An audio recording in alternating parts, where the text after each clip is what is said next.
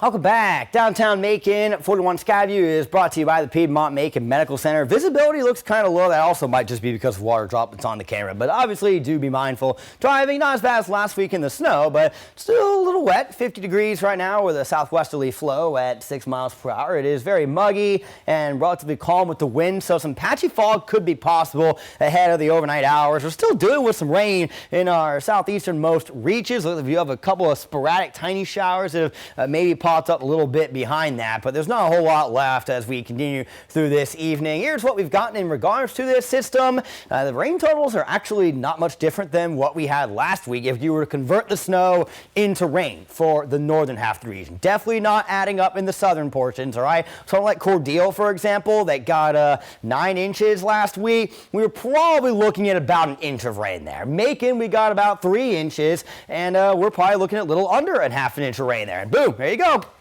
Just under half an inch.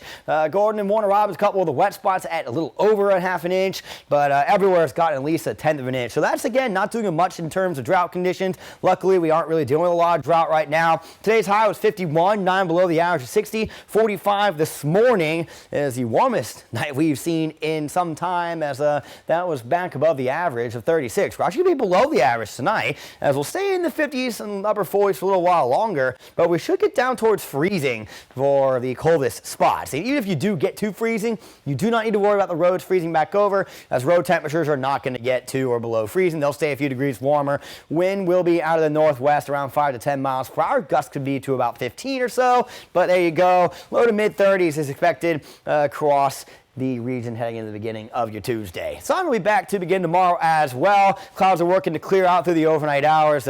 This model is being particularly stingy with how long they're going to hang around. I do not believe there's going to be much left by the time we get into the sunrise tomorrow, say for the far southern reaches of the region. Your Tuesday will be around average. Your Wednesday will be back above. We'll have some high clouds out there, a little breezy from the west. Clouds will start to fill in more on Thursday, and then we'll have our next opportunity for actual decent rainfall on Friday. We're not going to just talk about half an inch or so. We're talking the type of rain that might be able to make a bit of a dent on those drought conditions. So again, you know, we're keeping the clouds into the overnight hours tonight, but this is being very, very aggressive with how long they stay around. It is not going to be by 8 a.m. tomorrow overcast for everybody south of I-16 and suddenly clear for those of us north. All right, you could probably bring this line much further south to where, okay, you know, Abbeville, Cordele, we're still probably waking up to a little bit of that cloud cover, but something like Dublin or Cochrane, you should wake up to clear skies tomorrow. By noon, those are all gone. It's sun. We're low 60s around average in the afternoon. Wind gusts 15, 20 miles per hour.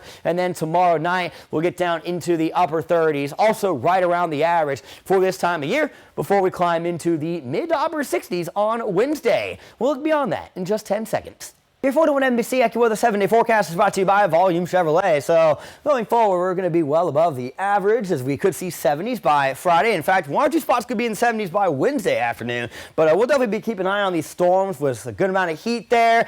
Sunday is Groundhog Day. If that forecast holds, good chance old General Lee will see his shadow, meaning we'd have 6 more weeks of winter by his forecast.